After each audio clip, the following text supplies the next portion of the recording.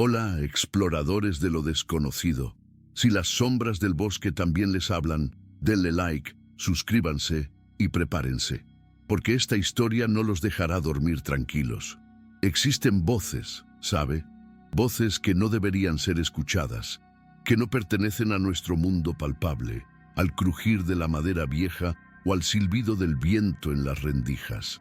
Algunas de ellas hablan bajo, casi un susurro en el umbral de la audición, fáciles de descartar como un truco de la mente cansada o el eco de la propia soledad. Otras, sin embargo, son más insidiosas, hablan desde dentro de nuestra cabeza, mezclándose con nuestros pensamientos más íntimos hasta que ya no se puede distinguir qué es nuestro y qué fue sembrado allí por una inteligencia desconocida y, temo decir, malévola. Y una de ellas, una voz específica que aún reverbera en los rincones más oscuros de mi memoria, incluso después de tantos años, me llamó por mi nombre, en medio de la nada, a través de un aparato muerto. Esa voz dio inicio a un período de mi vida que preferiría olvidar, pero que se ha aferrado a mí como el musgo frío a las piedras de aquel puesto de avanzada maldito.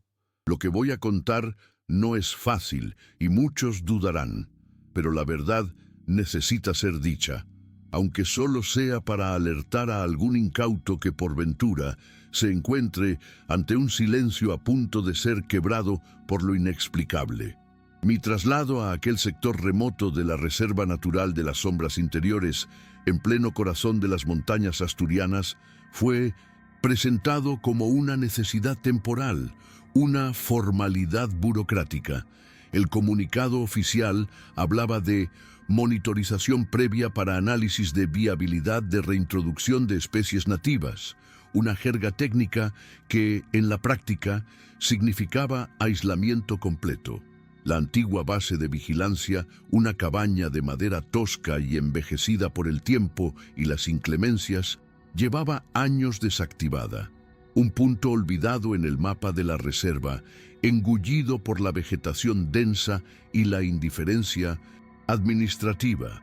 Yo sería el único ocupante, la única alma humana en un radio de muchos kilómetros, con la responsabilidad de registrar datos ambientales básicos e informar de cualquier anomalía.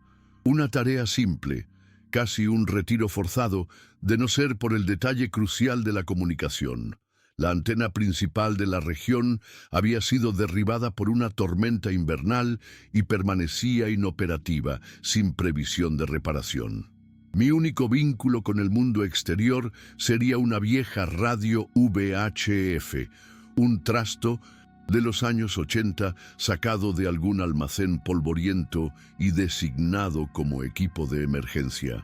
Un aparato que, incluso nuevo, ya pertenecería a una era pasada y que ahora, con sus décadas de existencia, parecía más una reliquia arqueológica que un instrumento de comunicación fiable.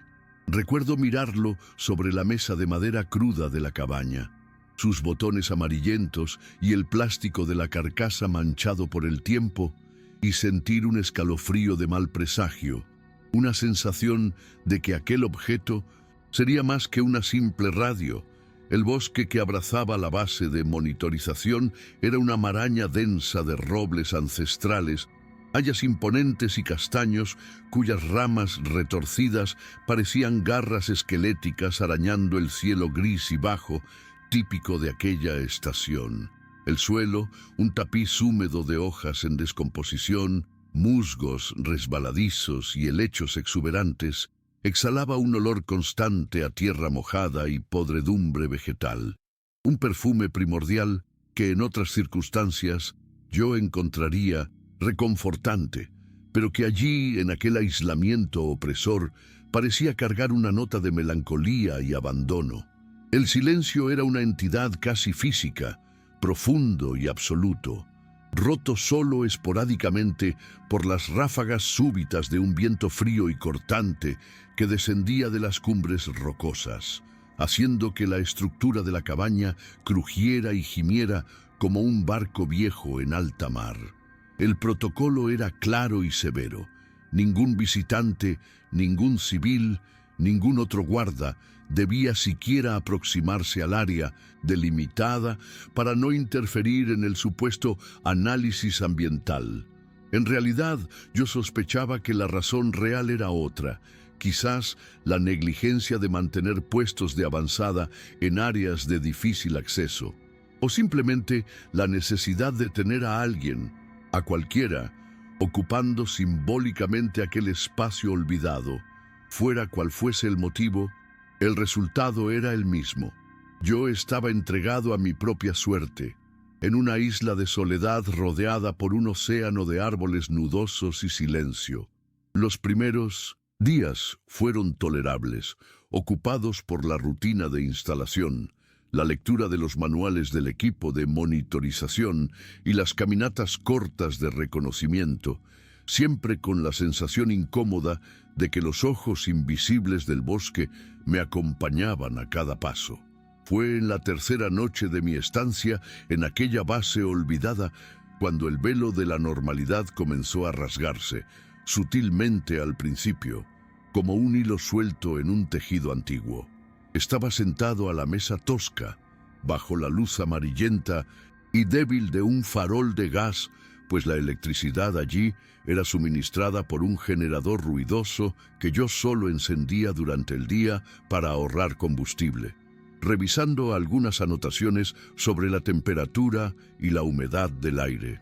El cansancio del día y la quietud de la noche comenzaban a pesar sobre mis párpados. Eran aproximadamente las 2:40 de la madrugada, una hora en la que el bosque parecía contener la respiración, y el silencio se volvía aún más profundo, casi palpable. La vieja radio VHF estaba sobre una estantería polvorienta al otro lado de la pequeña estancia, apagada, el cable de alimentación desconectado del enchufe y enrollado junto al aparato, exactamente como yo la había dejado. De repente, un siseo bajo, casi inaudible, cortó el silencio. Levanté la cabeza, alerta, el corazón dando un salto incómodo. El sonido persistió por algunos segundos, una estática suave, como el respirar distante de alguna criatura desconocida, y entonces, tan súbitamente como comenzó, la estática cesó, dando lugar a una voz masculina, baja, ronca, como si viniera de muy lejos o de muy cerca, directamente del aparato muerto. Y las palabras que pronunció hicieron que cada vello de mi cuerpo se erizara. Se ha despertado. Está mirando por la ventana. En el exacto instante en que la voz habló, yo, que me había levantado instintivamente al oír la estática, estaba parado frente a la pequeña ventana de la cabaña, mirando la oscuridad impenetrable del bosque, allá afuera, exactamente como la voz había descrito. Un escalofrío recorrió mi espina dorsal, pero mi mente, entrenada en años de pragmatismo, buscó inmediatamente una explicación lógica.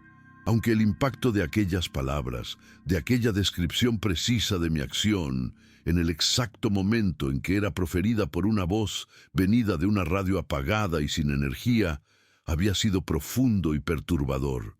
Luché por mantener la compostura, por anclar mis pensamientos en la racionalidad.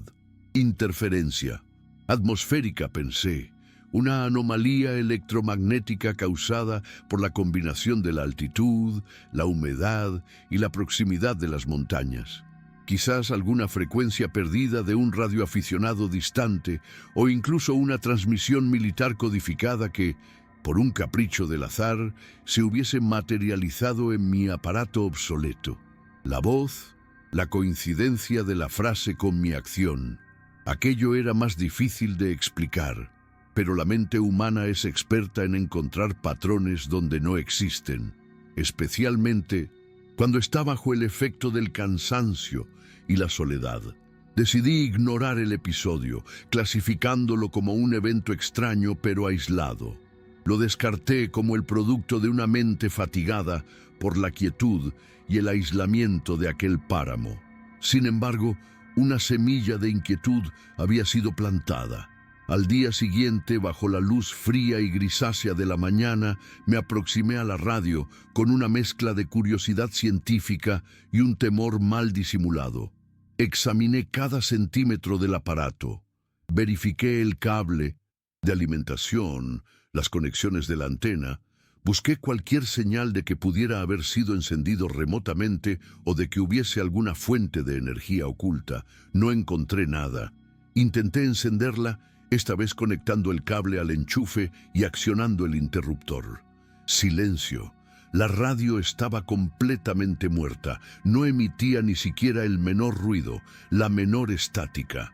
Era como si el breve soplo de vida de la noche anterior hubiese agotado su última chispa de funcionamiento. Aquello, la completa inoperancia del aparato tras el evento nocturno, era aún más extraño que la propia transmisión fantasma. La explicación de la interferencia atmosférica comenzó a parecer frágil, inadecuada. Aquella radio no debería haber hablado. Y, aparentemente, no hablaría más. Me equivoqué de medio a medio, claro.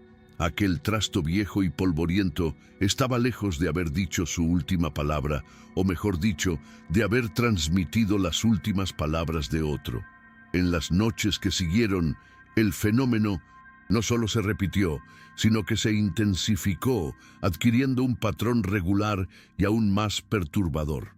Siempre entre las 2:30 y las 3 de la madrugada, invariablemente en ese intervalo de tiempo siniestro, la radio volvía a la vida. No había estática prolongada como la primera vez. Simplemente se activaba el pequeño altavoz emitiendo un leve zumbido antes de que las voces comenzaran a fluir, siempre claras, a pesar de su naturaleza etérea, y siempre sin que el aparato estuviese conectado a ninguna fuente de energía visible. Yo pasé a dejar el cable de alimentación ostensiblemente desconectado sobre la mesa para que no quedara la menor duda de que aquello no era un mal contacto o un cortocircuito. Las voces variaban cada noche, lo que hacía la experiencia aún más desconcertante e impedía cualquier intento de identificar un origen singular.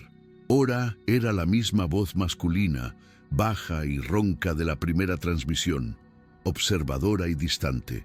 Otras noches era una voz femenina, casi un susurro sibilante, que parecía cargar una tristeza infinita o una malicia contenida, sus palabras rozando el umbral de la audición, pero perfectamente inteligibles en su precisión. Y, para mi horror creciente, algunas veces era la voz de un niño o niña, imposible distinguirlo, hablando con una claridad inocente que contrastaba terriblemente con el contenido de sus mensajes. Y el contenido, ese era el aspecto más aterrador. Las voces continuaban describiendo mis acciones en tiempo real, con una precisión que me helaba la sangre. «Ahora está escribiendo en su diario», susurró la voz femenina una noche, mientras yo, de hecho, registraba febrilmente los acontecimientos en mi cuaderno de campo. «Le tiemblan las manos, siente el frío de la soledad». En otra ocasión, la voz infantil observó con una entonación casi divertida: «Ha dejado de leer, ha sentido que no está solo, ha mirado hacia la puerta». Y, de hecho, yo había interrumpido la lectura de un libro viejo, sobrecogido por un escalofrío súbito, la sensación palpable de una presencia en la estancia, y mis ojos se habían fijado instintivamente en la puerta de la cabaña como si esperase que alguien la abriera en cualquier momento. La constatación de que estaba siendo observado, o mejor dicho, narrado, por aquellas voces espectrales era enervante, pero lo que realmente comenzó a minar mi cordura fue la percepción de un detalle aún más siniestro en el patrón de las transmisiones. Las frases que la radio emitía no eran solo descripciones precisas de lo que yo estaba haciendo en el presente inmediato. Parecían estar ligeramente adelantadas, anticipando mis próximos movimientos por una fracción de segundo, como si la entidad detrás de las voces tuviera un conocimiento previo de mis intenciones o estuviese, de alguna forma, sutilmente influyéndolas. Por ejemplo, una noche, mientras yo preparaba un café ralo para intentar ahuyentar el sueño y la creciente aprensión, la voz masculina comentó: «Va a coger la taza. Azul, su preferida, derramará un poco de café al llenarla». Y antes incluso de que pudiera procesar la frase, mi mano se movió en dirección a la estantería donde guardaba las pocas lozas, mis dedos buscando, casi por reflejo, la taza azul que yo realmente usaba con más frecuencia. Y al servir el líquido humeante, mis manos, que de hecho temblaban un poco más de lo normal, hicieron que una pequeña cantidad de café se desbordara y escurriera por el lateral de la taza, exactamente como la voz había predicho. Estos pequeños incidentes, aparentemente triviales, comenzaron a acumularse, cada uno de ellos un nuevo clavo en el ataúd de mi racionalidad. Pasé a registrar obsesivamente no solo los horarios exactos de las transmisiones y las frases proferidas, sino también mis propias acciones y pensamientos que las precedían y las sucedían, en un intento desesperado por encontrar alguna lógica, algún patrón que pudiera ser explicado por medios naturales. Mi diario de campo, antes un registro sobrio de datos ambientales, se transformó en un catálogo de eventos inexplicables, un testimonio de mi creciente angustia y de mi miedo a que la delgada línea entre el observador y lo observado se estuviera desvaneciendo por completo. La sensación de ser una marioneta cuyos hilos eran movidos por una fuerza invisible y omnisciente era sofocante. La necesidad de encontrar una explicación lógica o al menos un origen físico para aquellas transmisiones fantasmagóricas se convirtió en una obsesión que consumía mis días y atormentaba mis noches. El aislamiento de la base, antes una condición de trabajo, ahora se asemejaba a una trampa. Decidí que no podía seguir siendo un oyente pasivo de aquel horror radiofónico. Tomé mi radio portátil moderna, un aparato digital con capacidad de barrido de frecuencias y teóricamente mucho más sensible y preciso que el viejo trasto VHF. Durante las horas en que las transmisiones solían ocurrir, entre las 2 y las 3 de la madrugada, me sentaba en vigilia, con la radio portátil encendida, intentando captar cualquier señal, cualquier emisión anómala que pudiera ser la fuente de las voces. Barrí todo el espectro de OVHF, UHF, ondas cortas, pero el resultado era siempre el mismo: silencio absoluto, o el siseo blanco de la estática normal, sin ninguna frecuencia activa detectable en las proximidades. Era como si las voces existieran solo para el receptor antiguo, como si tuvieran una afinidad particular con aquel objeto específico, o como si la propia cabaña fuera una especie de antena natural para lo inexplicable. Frustrado, pero no derrotado, resolví investigar la única otra posible fuente de interferencia remota: la torre de transmisión más cercana, una estructura metálica oxidada que se alzaba en la cima de una colina a unos 8 kilómetros de mi base, un camino difícil a través del bosque denso y del terreno accidentado. La jornada hasta allí fue una prueba para mis nervios ya maltrechos, cada sombra pareciendo ocultar una amenaza, cada ruido del bosque sonando como un presagio. Al alcanzar la torre, mis esperanzas, ya tenues, se desvanecieron por completo. La estructura estaba en estado de abandono total, los cables de transmisión cortados y colgando como lianas resecas, la pequeña cabina de control vandalizada y el generador de emergencia que debería suministrar energía en caso de fallo de la red estaba apagado, frío y cubierto de herrumbre, claramente inoperativo desde hacía muchos años. Nada de allí podía remotamente generar las transmisiones que yo oía. Regresé a mi base de monitorización con el peso de la derrota y una creciente sensación de pavor. Si las voces no venían de ninguna fuente externa detectable, ¿de dónde entonces emanaban? ¿Sería posible que la radio antigua fuera, de alguna forma, un catalizador para algo inherente a aquel lugar, a aquel bosque? Fue entonces cuando recordé un detalle que, en la prisa de mi instalación, había descuidado. En uno de los cajones, deformados del viejo escritorio de madera, había visto un cuaderno antiguo, de tapa dura y páginas amarillentas, similar a los diarios de a bordo que los guardas solían mantener en puestos aislados. Con manos temblorosas, lo busqué y lo encontré bajo una pila de formularios en blanco y mapas desactualizados. La tapa estaba manchada por la humedad, y las primeras páginas contenían registros rutinarios de observaciones meteorológicas y movimiento de fauna, fechados a principios de la década de los 90. Pero a medida que avanzaba en la lectura, la caligrafía, inicialmente firme y organizada, se volvía progresivamente más errática, las frases más cortas y cargadas de una urgencia perturbadora.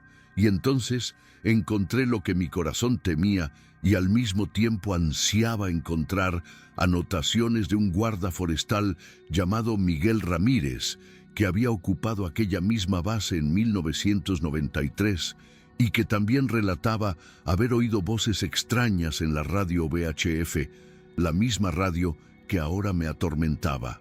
«Las voces han vuelto esta noche», había escrito Ramírez en una de las páginas, la tinta azul desvaída casi ilegible. «Describen lo que hago, lo que pienso, saben cosas, dicen que el bosque observa». Más adelante, otra anotación aún más siniestra: «La radio no necesita energía, habla sola. La voz de la mujer dijo que estoy atrapado aquí». Con cada página vuelta, sentía un escalofrío recorrer mi espina dorsal. La sensación de estar reviviendo el horror de otro hombre, separado de mí por casi 3 décadas, pero unido por el mismo miedo inexplicable. Y entonces, en la última página rellenada del diario, la última frase escrita por Miguel Ramírez, corta, concisa y absolutamente aterradora: «Saben que estás escuchando». Aquellas palabras parecieron saltar de la página y clavarse en mi mente.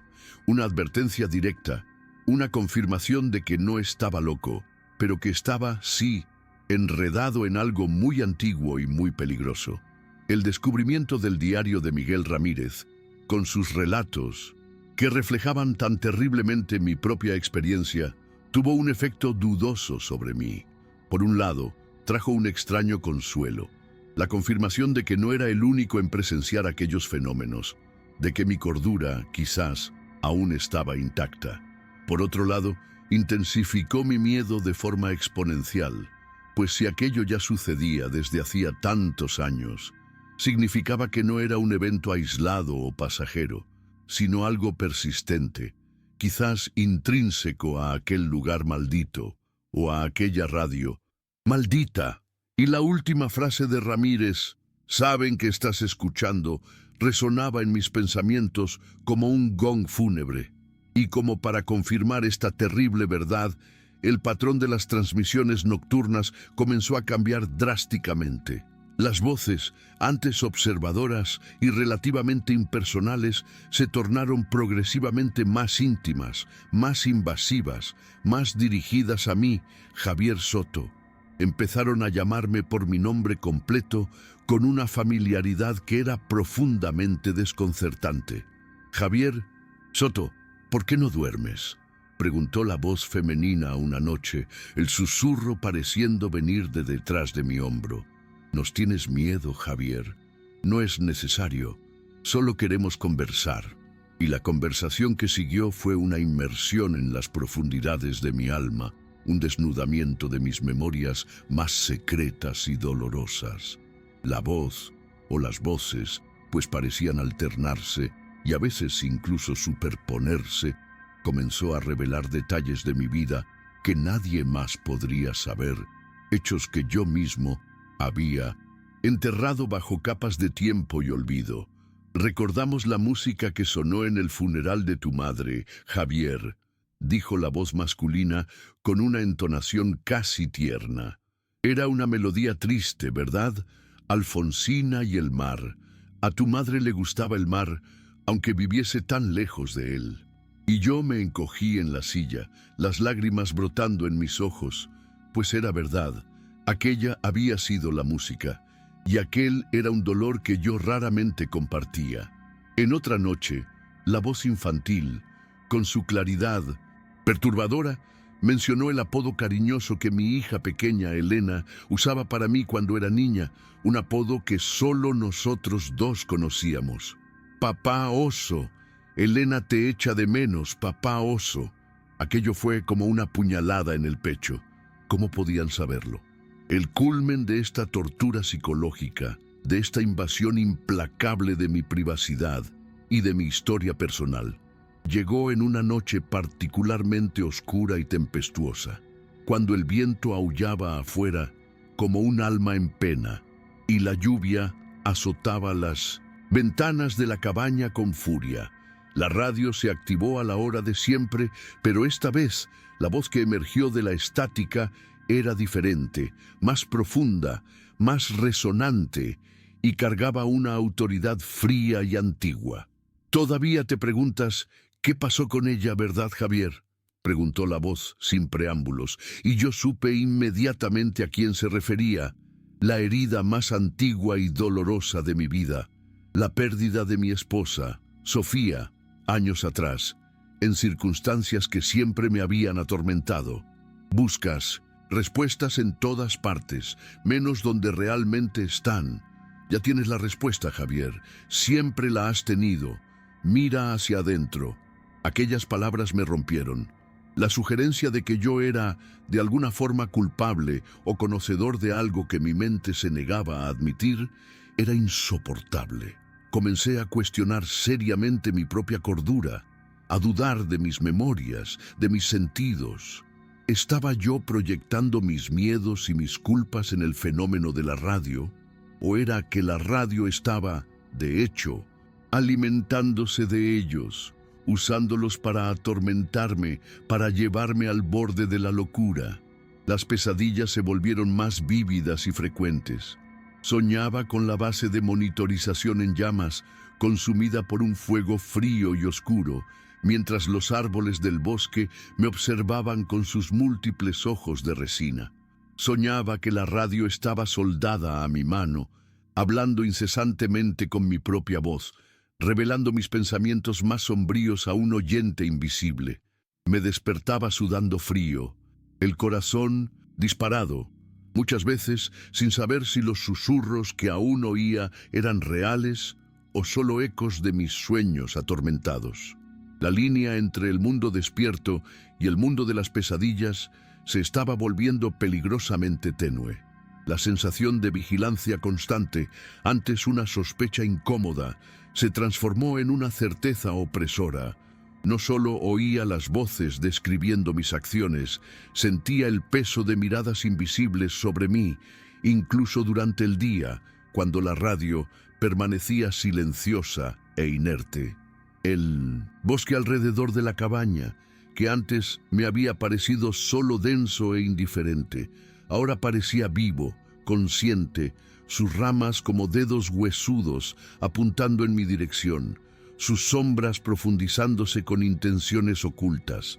Empecé a buscar pruebas físicas de esta vigilancia, algo que pudiera corroborar lo que la radio decía, algo que trascendiera la subjetividad de mi audición y de mis sentimientos. Una noche, mientras intentaba en vano encontrar alguna distracción en un libro viejo, la voz masculina en la radio anunció, con su calma habitual: «Va a salir ahora a verificar el generador. Contará hasta 3 antes de abrir la puerta. 3, 2, 1».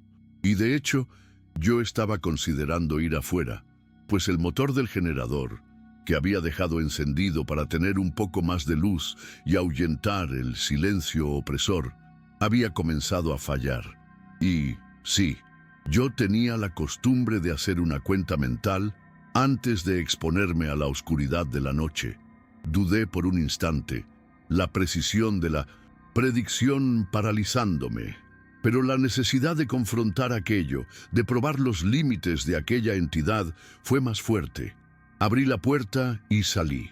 La noche estaba fría y sin estrellas. No vi a nadie, no oí nada más que el viento y el motor fallando. Sin embargo, al iluminar el suelo húmedo con mi linterna, vi huellas en el lodo alrededor de la cabaña. Huellas que eran inconfundiblemente mías, el mismo tamaño, el mismo patrón de desgaste de mis botas de servicio, pero no eran las que yo acababa de hacer. Estaban superpuestas, como si alguien o algo estuviera rehaciendo mi ronda nocturna exactamente como yo la hacía, paso por paso, una copia fantasma de mis movimientos. El terror de aquel descubrimiento fue visceral, estaba siendo imitado, reflejado, por una presencia invisible que conocía mis hábitos más íntimos, desesperado por una prueba más concreta, algo que pudiera mostrar, que pudiera quizás convencer a alguien o a mí mismo de que aquello no era fruto de mi imaginación. En febril recurrí a la única otra herramienta de registro que poseía, la cámara de mi teléfono móvil. La batería estaba casi agotada y la señal de red era inexistente en aquella región, pero la cámara aún funcionaba. Una noche, antes de acostarme, coloqué el móvil sobre una pila de libros, con la lente apuntando directamente a la radio VHF e inicié la grabación. Me dormí con dificultad, un sueño ligero y entrecortado por sobresaltos y por la sensación de que las voces continuaban susurrando, incluso cuando yo no estaba consciente para oírlas. Al despertar a la mañana siguiente, con el corazón en la boca, interrumpí la grabación y comencé a revisar el vídeo. Las primeras horas mostraban solo la oscuridad de la estancia y el silencio de la noche, pero entonces, exactamente a las 02:37, el momento que tanto temía y esperaba, el pequeño LED rojo de la radio, que debería estar apagado, parpadeó una vez, 2 veces, y luego permaneció encendido, indicando que el aparato estaba activo. No hubo ningún movimiento físico aparente que lo hubiera encendido, ninguna mano fantasma, nada. Simplemente se energizó por cuenta propia. Y entonces la voz. Esta vez era la voz femenina, sibilante y clara, incluso en la grabación de baja calidad del móvil. Y lo que dijo mientras la imagen del vídeo me mostraba acostado e inmóvil en mi cama improvisada fue suficiente para helarme hasta el alma. Todavía estás durmiendo, Javier, quieto como un cordero, pero no por mucho tiempo. El despertar será interesante. Aquella promesa velada, aquella sugerencia de un clímax inminente, flotó en el aire como una sentencia. Tenía la prueba en vídeo. Pero, ¿a quién se la mostraría? ¿Y quién me creería? La prueba parecía servir solo para confirmar mi propio horror particular. El punto de ruptura, el momento en que la tensión acumulada a lo largo de aquellas semanas de aislamiento y tormento psicológico finalmente se desbordó, llegó en una madrugada particularmente opresora. El aire en la cabaña estaba pesado, cargado de una electricidad estática que hacía que los vellos de mis brazos se erizaran. No había conseguido pegar ojo, sentado a la mesa, el diario abierto frente a mí, pero la pluma inmóvil en mi mano. Y entonces, puntualmente a las 02:30, la radio cobró vida, pero esta vez no hubo voces variadas, ni descripciones de mis acciones, ni revelaciones de mi pasado. Esta vez fue una única frase, repetida incesantemente, en una cadencia hipnótica y enloquecedora por una voz que parecía ser la fusión de todas las anteriores, masculina, femenina, infantil, todo al mismo tiempo, una cacofonía unísona y aterradora. Responde, responde, Javier, responde, responde, responde. La palabra resonaba por la pequeña cabaña, golpeando las paredes de madera, penetrando en mis oídos, en mi mente como un martillo. Responde, responde. Me tapé los oídos con las manos, intenté bloquear el sonido, pero parecía venir de dentro de mí. La presión aumentaba, la cordura se desvanecía y... entonces, en un acto de pura desesperación, de furia y de un miedo que trascendía cualquier cosa que yo hubiera sentido jamás, me levanté de un salto, agarré el pesado micrófono de baquelita de la radio VHF, aquel que debería estar muerto y silencioso, y grité con toda la fuerza de mis pulmones, la voz ronca y embargada por la angustia. ¿Quién eres? ¿Qué demonios quieres de mí? El grito resonó por la noche y la repetición infernal en la radio cesó abruptamente. Un silencio pesado, denso, como la pez, cayó sobre la cabaña. Un silencio que duró una eternidad, cada segundo estirado al límite, y entonces la respuesta llegó, clara, calma e infinitamente más terrible que cualquier grito o amenaza. La voz, ahora singular, masculina, la misma de la primera noche, dijo solo, a ti, Javier, solo a ti. Desde el principio, solo te queríamos a ti. En el instante en que las últimas palabras fueron pronunciadas, las pocas luces que aún funcionaban en la cabaña, el farol de gas, la linterna, sobre la mesa, parpadearon erráticamente y se apagaron, sumergiéndome en la oscuridad total. La estructura de madera de la base comenzó a crujir y a gemir violentamente, como si estuviera siendo aplastada por una fuerza invisible. Las paredes vibraban con una frecuencia baja y profunda, un sonido gutural que parecía emanar de la propia tierra bajo mis pies, un lamento ancestral, una nota de pura desesperación cósmica. Caí de rodillas, temblando incontrolablemente, convencido de que aquel era mi fin, de que la cabaña se derrumbaría sobre mí o de que la entidad detrás de aquella voz finalmente se materializaría para reclamar lo que había venido a buscar.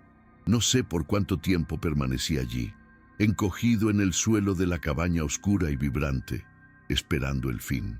¿Minutos? ¿Horas?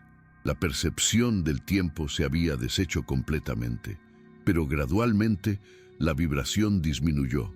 Los crujidos de la madera se volvieron menos frecuentes y un silencio exhausto, casi fúnebre, se asentó. Sobre el lugar, con el cuerpo molido y la mente en jirones, me arrastré hasta mi cama improvisada y, de alguna forma, caí en un sueño pesado y sin sueños, un abismo de inconsciencia. Cuando desperté, los primeros rayos pálidos de la mañana se filtraban por las rendijas de la ventana, pintando el interior de la cabaña con una luz débil y grisácea. La base estaba sorprendentemente normal, silenciosa, inmóvil. No había señales de la violencia de la noche anterior, ningún daño estructural aparente. Me levanté con dificultad, sintiendo cada músculo de mi cuerpo protestar, y entonces mis ojos se fijaron en la estantería donde la radio VHF solía estar. Había desaparecido completamente, sin dejar rastro.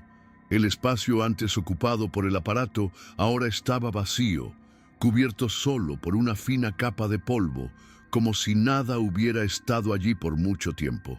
Un miedo helado se apoderó de mí.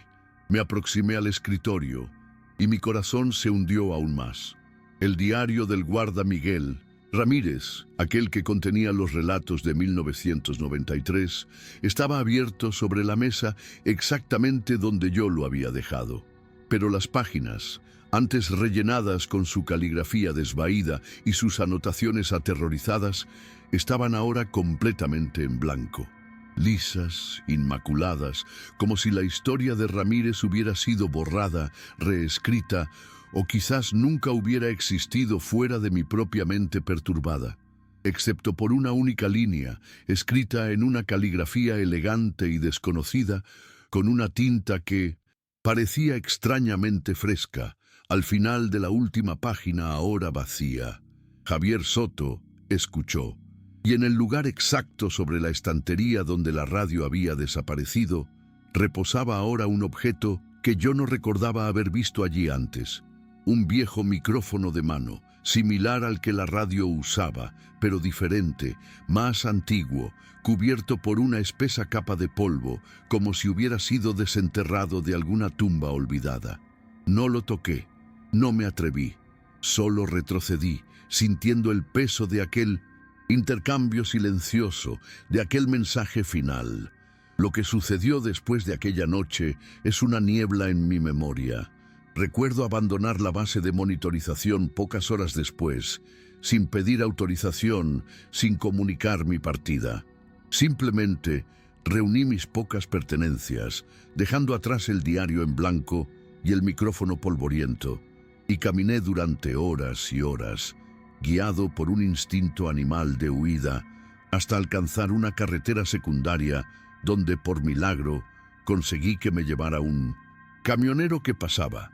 Nunca más volví a la reserva natural de las sombras interiores. Pedí el traslado, alegué problemas de salud, inventé cualquier excusa para alejarme de aquel lugar maldito. La radio, el aparato físico, nunca fue encontrada. Oficialmente, fue registrada como un equipo extraviado, perdido en la inmensidad de la reserva. Pero yo sé la verdad. La radio, aquel objeto específico, quizás nunca fue el verdadero problema. Quizás fuera solo un conductor, una antena para algo que ya residía allí, en aquellos bosques antiguos, o lo que es aún más perturbador, algo que reside en todos nosotros, esperando solo la frecuencia adecuada para manifestarse. Porque la voz, la voz, esa todavía la oigo, incluso ahora, tantos años después, incluso aquí, en este lugar seguro y distante. Ya no viene de un aparato electrónico, ya no necesita un conductor externo, viene de dentro, susurra en el fondo de mi cabeza, en los momentos de silencio, cuando la noche es más oscura, mezclándose con mis propios pensamientos, con mis propias memorias, de forma tan sutil que a veces me sorprendo cuestionando si es realmente ella o solo el eco de mi propia alma fragmentada. Por lo tanto, si algún día estáis solos, en un lugar apartado, en una noche particularmente silenciosa y sin viento, y oís un siseo sutil donde no debería haber sonido alguno, o peor aún, si oís vuestro propio nombre susurrado en el vacío, donde ninguna voz humana podría alcanzaros, no respondáis. Por más fuerte que sea la curiosidad, por más que vuestra mente lógica busque una explicación, no cedáis a la tentación de interactuar. Fingid que no habéis oído. Levantaos y marchaos. Porque cuando respondéis, cuando reconocéis su presencia, cuando abrís ese canal de comunicación, ellos saben dónde estáis. Y más importante, saben que estáis escuchando. Y una vez que saben eso, nunca más os dejarán en completo silencio. Su frecuencia es persistente y la llamada, una vez atendida, es para siempre. Gracias por dedicar vuestro tiempo a este viejo guarda forestal y a sus memorias sombrías. Si esta historia, de alguna forma, ha tocado el miedo primordial que todos guardamos, os pido que le deis a me gusta al vídeo y os suscribáis al canal. Hay más ecos en el bosque de mi memoria y quizás al compartirlos pueda de alguna forma disminuir el volumen de la voz que aún me llama por mi nombre en la quietud de la noche. Si te gustó esta historia, suscríbete al canal, deja un like y activa las notificaciones para no perderte contenido futuro. Hasta luego.